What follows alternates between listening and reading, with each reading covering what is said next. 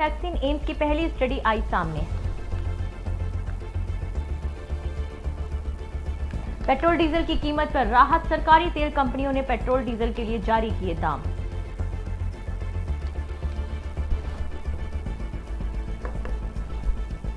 नमस्कार, मैं हूं शाहीन और अब खबरें विस्तार से।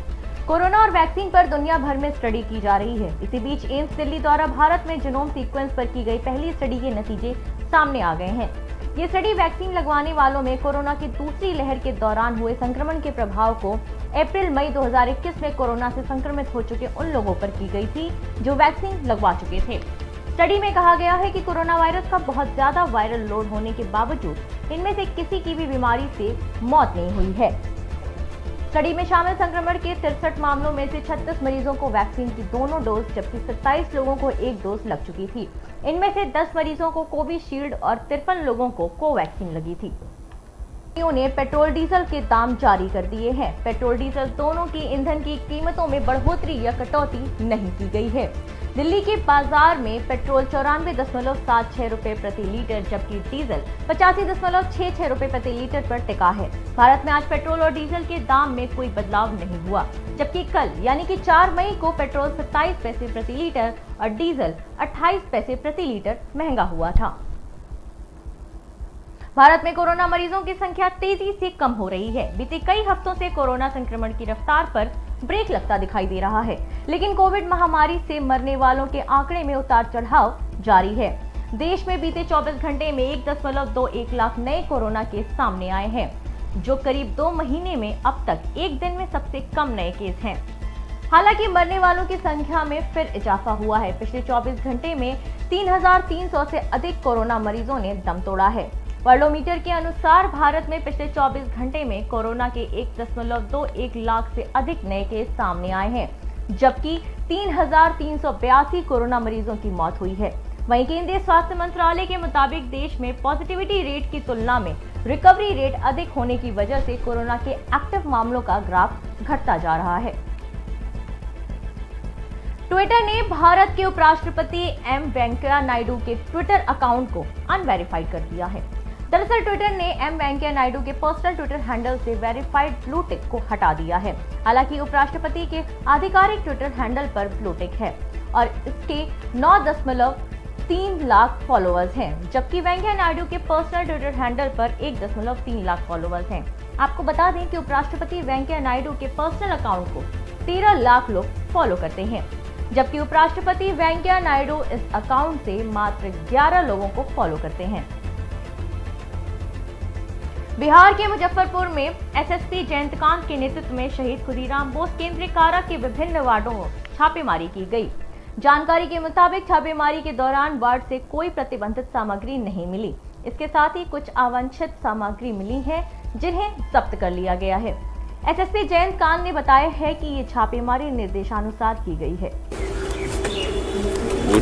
क्या कुछ पाया गया है सर?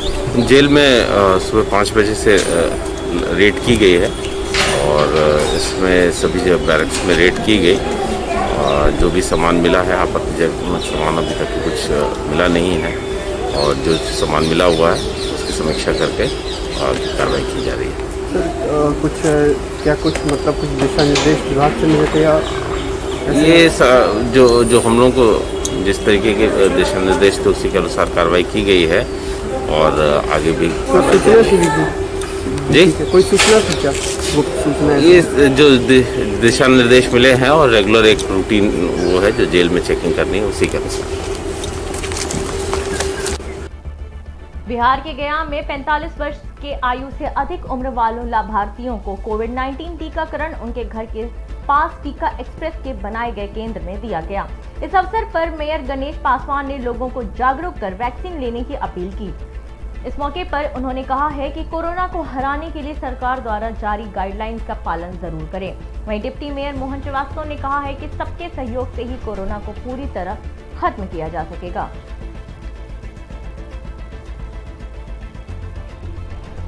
उत्तर प्रदेश के बहराइच में कांग्रेस पार्टी के पदाधिकारियों और कार्यकर्ताओं ने जिलाधिकारी कार्यालय पहुंचकर राष्ट्रपति को संबोधित ज्ञापन सिटी मजिस्ट्रेट को सौंपा। इस अवसर पर जिला अध्यक्ष ने कहा है कि सिर्फ 2 कंपनियां इस समय वैक्सीन बना रही हैं। ऐसे में वैक्सीन की कमी पड़ रही है। सभी कंपनियों को छोटी बड़ी हर कंपनी को वैक्सीन बनाने की अनुमति दे देनी चाहिए ताकि समय पर सबका टीकाकरण किया जा सके। इस आपदा की घड़ी में छोटी बड़ी सभी कंपनी को एक साथ मिलकर काम करना होगा, तभी कोरोना हारेगा और हम जीतेंगे। का प्रदर्शन किया गया है, ज्ञापन भी सौंपा गया, क्या कहना चाहेंगे? उत्तर प्रदेश कांग्रेस कमेटी के अध्यक्ष आदरणीय अजय लल्लू जी के आह्वान पर इस धरना का आयोजन किया गया है। इस धरना का मुख्य उद्देश्य टीकाकरण में हो रही धांधली, टीकाकरण में हो रही जिस तरह से अनियमितताएं हैं उसको उजागर करना है।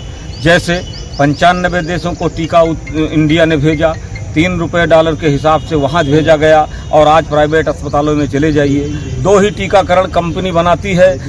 हम क्यों ना हमारे यहाँ टीका को उत्पादन के लिए लोगों को छूट दिया जाए, तो टीका तमाम कंपनियां हैं, लेकिन ये बिजनेस करवाने के लिए कुछ लोगों को, 2 ही लोगों को सिर्फ कहा गया है कि टीका आप बना सकते हो। टीका उपलब्ध नहीं है, आप चले जाओ रजिस्ट्रेशन कराने, टीका नहीं मिलेगा और 800 रुपये में चले जाइए प्राइवेट अस्पताल में टीका लग जाएगा। आखिर उनको कौन सा व्यक्ति है जो टीका उपलब्ध कराता है? उनके यहाँ टीका बिल्कुल पैसा से जाइए, पैसे से मिल जाएगा। तो ये एक तरह का बिजनेस है। वो कहते थे हम आपदा में अवसर की तलाश करते हैं, ये वही अवसर है जिस तरह से आपदा में अवसर की बात कही जाती थी। अब प्राइवेट लोगों को ये टीका बेच करके 1000, 1200, 1400 रुपया कमाया जा रहा है और सरकार रजिस्ट्रेशन करा रही है। हमें तो इस तरह कह दिया गया कि अब एक टीका लगवा लीजिए, जरूरत नहीं है। गाइडलाइन कहीं 23 दिन पे कहा गया, फिर 46 दिन पे कहा जा रहा है। ये इस तरह से देश के जनता के साथ खिलवाड़ कर रही है। कमाए खा वाले लोग का प्रदर्शन किया गया है। उत्तर प्रदेश के जनपद कौशाम्बी के चित्तापुर में चुनावी रंजिश में प्रधानपति की इलाज के दौरान मौत हो गई। इससे आक्रोशित ग्रामीणों ने सड़क जाम कर जमकर तोड़फोड़ की। वहीं घटना के बाद बढ़ते तनाव को देखते हुए कई थानों की फोर्स मौके पर बुला पड़ी। मिली जानकारी के अनुसार प्रधानपति आशीष सिंह को मामूली विवाद में विपक्षियों ने पीटकर घायल कर दिया, जिसके बाद आशीष की एक निजी अस्पताल में इलाज के दौरान मौत हो गई। इस घटना में आक्रोशित ग्रामीणों का कहना है कि आरोपियों को जल्द से जल्द गिरफ्तार कर कड़ी से कड़ी सजा दी जाए। चुनावी रंजिश के कारण ये सब हुआ। प्रधानपति जो है वो काफ़ी गंभीर हालत में उनका इलाज चल रहा था विकास हॉस्पिटल में। काफ़ी पहले विवाद हुआ था प्रधानी के चुनाव के पहले, और उसी के कारण से उनकी मृत्यु कल शाम को हुई। और उनके समर्थकों ने उग्र प्रदर्शन करते हुए काफ़ी तोड़फोड़ की, जिससे मेरी दुकान भी काफ़ी क्षतिग्रस्त हुई। पूरा काउंटर तोड़ दिया गया, मेरी मिठाई की दुकान लूट ली गई। और 7 बजे लॉकडाउन का पालन करते हुए मैं 7 बजे दुकान बंद करके अपने घर चला गया। जिसके बाद जो है करीब 8 से 8:15 के बीच में ये घटना हुई। क्यों आपके नुकसान की थी? क्या आपसे क्या मतलब? पता नहीं सर, उग्र भीड़ थी, अब कुछ भी कर सकती है उग्र भीड़। आपको तहरीर दिया है क्या? बस तहरीर पिताजी देने गए हैं। नाम बता दीजिए। मेरा नाम अंकुश। उत्तर प्रदेश के कुशीनगर जनपद में पुरानी रंजिश को लेकर एक महिला के साथ छेड़खानी और मारपीट करने का मामला सामने आया है। इस घटना में महिला का आरोप है कि गांव के ही एक व्यक्ति ने पुरानी रंजिश को लेकर घर में घुसकर मारपीट कर छेड़खानी का प्रयास किया। वहीं महिला के शोर मचाने से गांव के लोग इकट्ठा हो गए। इस दौरान लोगों को आता देख आरोपी मौके से भाग निकला। महिला ने, जिसकी शिकायत हनुमानगंज थाना प्रभारी पंकज गुप्ता को प्रार्थना पत्र देकर न्याय की गुहार लगाई है। इस घटना में थाना प्रभारी का कहना है कि आरोपी को जल्द पकड़कर कार्रवाई की जाएगी। क्या नाम है आपका? घर कहाँ है? क्या हुआ आपके साथ में? सर खाने हमारा संग है, जैसे बिछौना सुतल बने, उनका भीज के भिया गिरा के भिया के ले जाते। कौन था? कौन थे? ठगाई सुनील। पुरानी कोई रंजिश है क्या आप लोग का? कोई विवाद है जमीन का? जमीनी विवाद है, जैसे जमीनी विवाद में तो हमका मुआवल चाहता लो, काटल चाहता लो।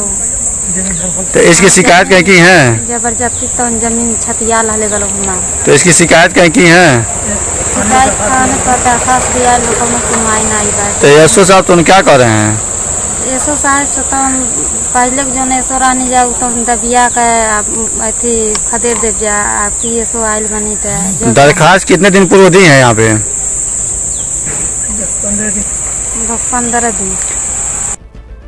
उत्तराखंड के खटीमा में 57वीं वाहिनी एसएसबी द्वारा मानव संसाधन विकास कार्यक्रम के अंतर्गत कोविड की रोकथाम, बचाव और नियंत्रण हेतु गांवों को फॉगिंग कर सैनिटाइज किया गया। तीव्र गति से बढ़ती हुई जानलेवा कोरोना महामारी से बचाव, सुरक्षा और नियंत्रण हेतु शासन प्रशासन के साथ राजनीतिक दल, सामाजिक संगठन, और सरकार के अन्य विभागों द्वारा लगातार प्रयास किया जा रहा है।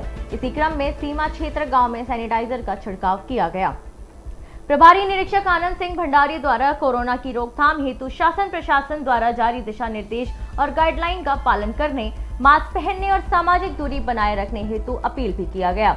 इस दौरान सीमांत क्षेत्र एसएसबी के समस्त जवान उपस्थित रहे। सीमांत क्षेत्र के गांव में एसएसबी डी समवाय नारायण नगर द्वारा फॉगिंग तथा छिड़काव किया गया। छिड़काव के दौरान एसएसबी डी समवाय के प्रभारी निरीक्षक आनंद सिंह भंडारी ने कोविड महामारी से बचाव, नियंत्रण और सुरक्षा के लिए सरकार द्वारा जारी दिशा निर्देश एवं कोविड गाइडलाइन का पालन करने हेतु भी अपील किया। एसएसपी का यह कदम सीमांत क्षेत्र के गांव के लिए काफ़ी सराहनीय है। मैं सीमांत क्षेत्र गांव खिलड़िया का उप प्रधान गोरखनाथ। सीमांत आज की खबरों में अभी के लिए इतना ही। मुझे